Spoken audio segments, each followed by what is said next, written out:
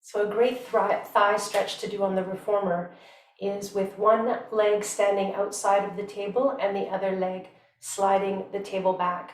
You can adjust this for leg length and height by standing on a prop, such as a block, a yoga block, or a platform extender, or a book. You want to be able to set the pelvis at a fairly level place to start.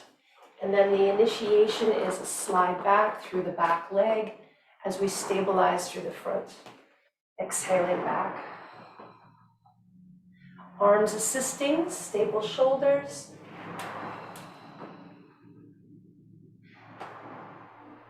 Breathing out on the extension. In as we return.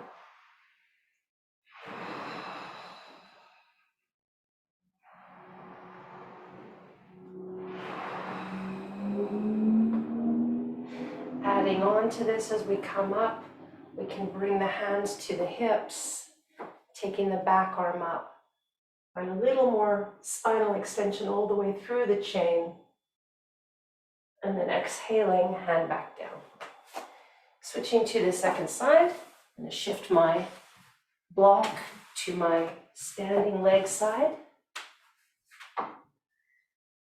Position my foot underneath the hip. Curl the back toes so we're not jamming the toes into the table. Nice bit of toe flexion there, which also helps to open up the sole of the foot. If somebody has difficulty with that, you can also raise the knee up a little higher with a cushion or a pillow to take some of the amount of stretch out of the Achilles tendon and ankle. And also you could support something between the foot and the shoulder rest. Ideally, we want to make contact with that shoulder rest as we press back. So we can use the surface of the shoulder rest against the foot to create a nice strong foundation.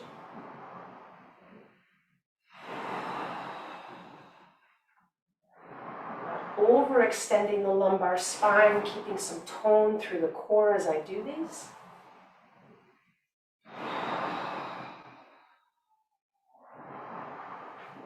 Breathing out. Finding that nice smooth gliding sensation. So it's got a bit of movement through the range. And on the last one, as I return up, pause, bring hands to hips. Here we could stay and just increase the stretch of the psoas with a little baby pelvic tilt, or add the arm extension, and then add a little bit more full spinal extension. Up, up, up and over, stable from the foundation, stable from the core, lengthen through the breastbone, and then release. All right. So popping up onto the table now with both feet set against the shoulder rest, knees again, hip width apart, trying to create again, a sense of being able to push through the soles of the feet and through the heels. Adding a bit more spring tension. I'm going to 1.5 spring from that 1.25 that I was on for the thigh stretch. And from here, we're going to increase a little bit more load through the legs. So we're going to lift up into a hover and then move through our stretch from this point. So core is strong. Think of lengthening through the hips by engaging the glutes and the hamstrings back of the leg line.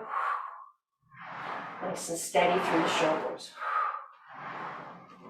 A couple more.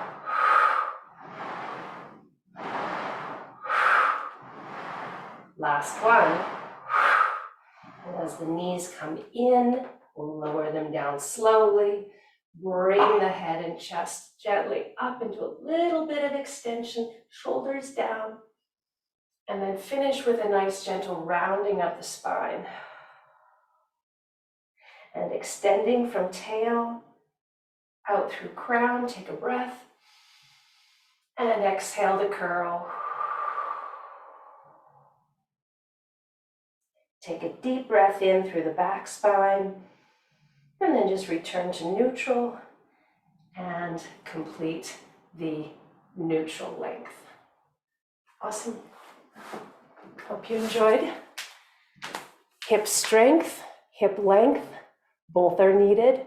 Practice each in every exercise session so that you activate the glutes and hamstrings, as well as provide some gentle mobility through that whole chain. All right, take good care. Enjoy.